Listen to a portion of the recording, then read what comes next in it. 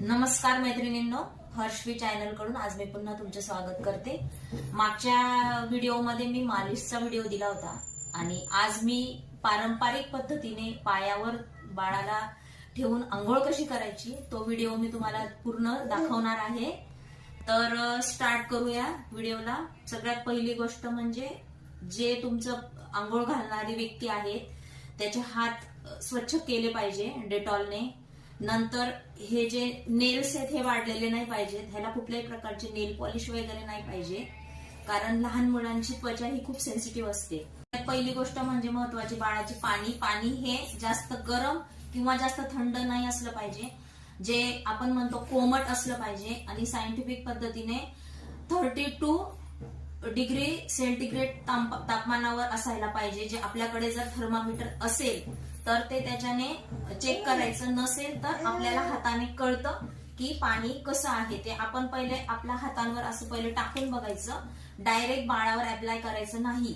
बाळ त्याच्याने दचकतं किंवा त्याच्या त्वचेला त्रास होऊ शकतो, लाल होऊ शकते, त्याच्यामुळे पाण्याची काळजी घ्यायला पाहिजे। दुसरी गोष्ट म्हणजे सोप किंवा लिक्विड।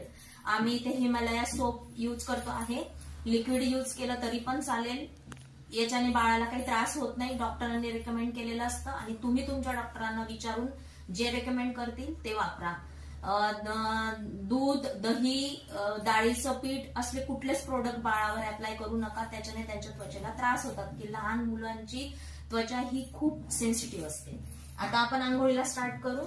सगळ्यात पहिली गोष्ट म्हणजे आपण पाणी कुठून टाकायचं बाळाच्या शरीरावर ते बघतोय।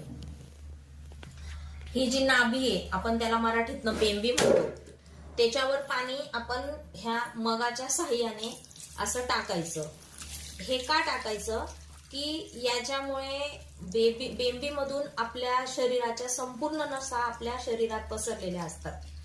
आपलं शरीर तयार होतं आंघोळ करण्यासाठी की आता आपल्या शरीराचं तापमान सगळीकडे एक समान राहतं, ना थंड ना गरम, ऋतू कोणताही असू द्या।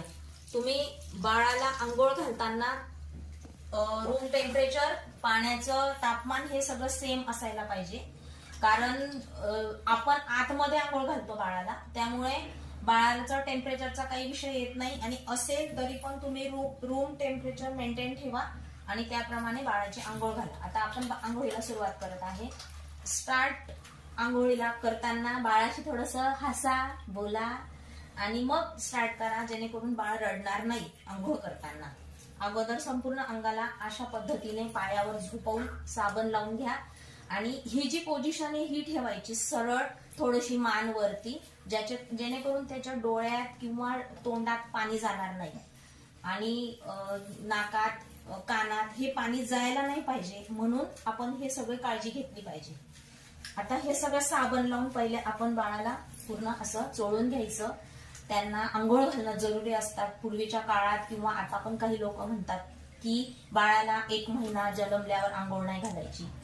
ठीक आहे, बाळाला श्रम पडतात आंघोळ झाल्यावर, जास्त नाही घालायचं न्यूबॉर्न बेबीला आंघोळ, व्यवस्थित घालायची, पण त्यांनी जे काही आईचं दूध पिलेलं अंगावर सांडलेलं असतं किंवा त्यांना काही थोडाफार घाम वगैरे आलेला असतो, हायजीन मेंटेन करण्यासाठी आपण बाळाची आंघोळ ही रोज 24 तासानंतर एकदा, 24 तासांच्या दरम्यान एकदा आंघोळ घातलीच पाहिजे, ज्याच्याने बाळांना किटाणूंचा किंवा त्वचेचा किंवा असं कुठलाही आजार वगैरे होणार नाही।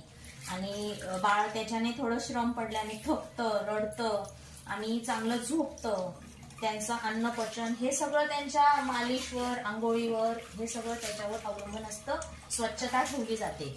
त्यामुळे हे असं ह्या साईडने आता मी आंघोळ घालून घेतली आहे। आता मी बॅक साईडने बाळाला आंघोळ घालते। आमचं बाळ डोक्यावर पाणी टाकल्यावर रडतं किंवा कुठलेही बाळ, म्हणून त्यांना डोक्यावर पाणी शेवट टाकायचं असतं।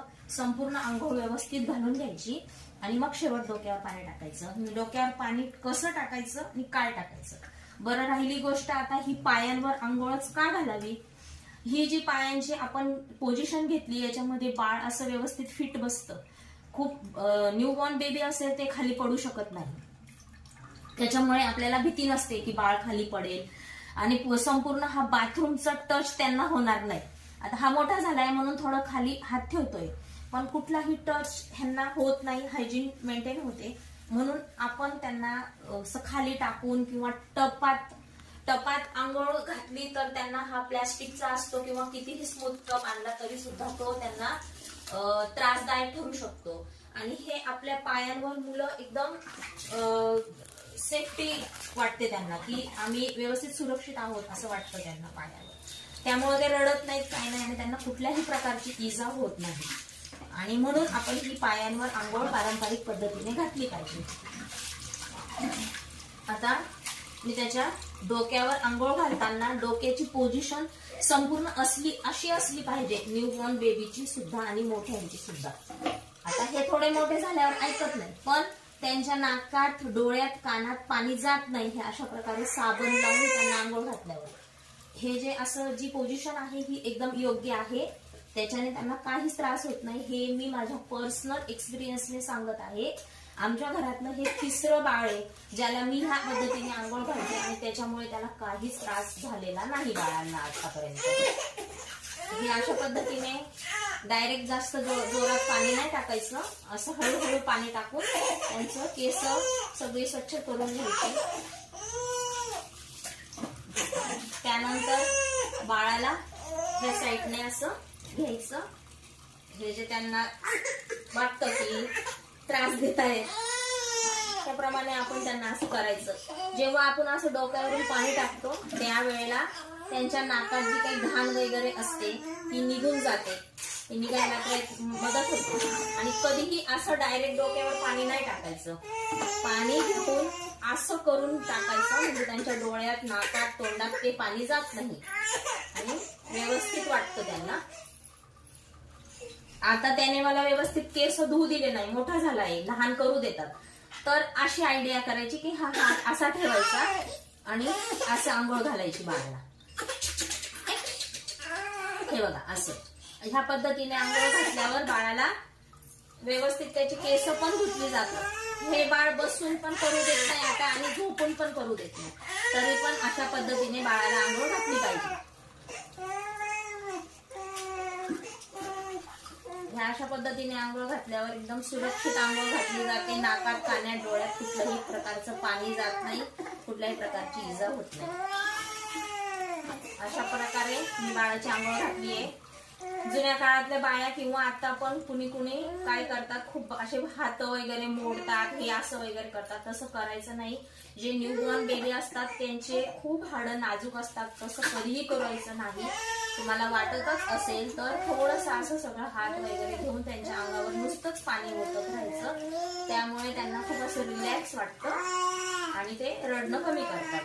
असं पाणी टाकायचं त्यांच्या अंगावर. जेवढं तुमच्याकडे बकेट, 2 बकेट पाणी असेल तुम्ही घेतलेलं ते संपूर्ण त्यांच्या अंगावर असं ओतायचं.